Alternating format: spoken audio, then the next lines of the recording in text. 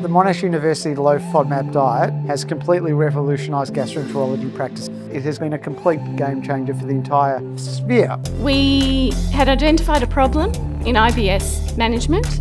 We had developed the FODMAP hypothesis. What I learned tonight a bit more is how the team developed the whole idea and make some trials with the real patient and client and find it's really effective. Monash researchers showed that irritable bowel syndromes improve in 3 out of 4 people who follow their low FODMAP diet. I'm a newly graduated dietitian, and the new research and insights that they shared with us, it was just amazing. Big challenge is to get that information out there. So we're turning to technology. Dietitians are learning how to educate and how to help their patients. And believe it or not, the exciting times continue.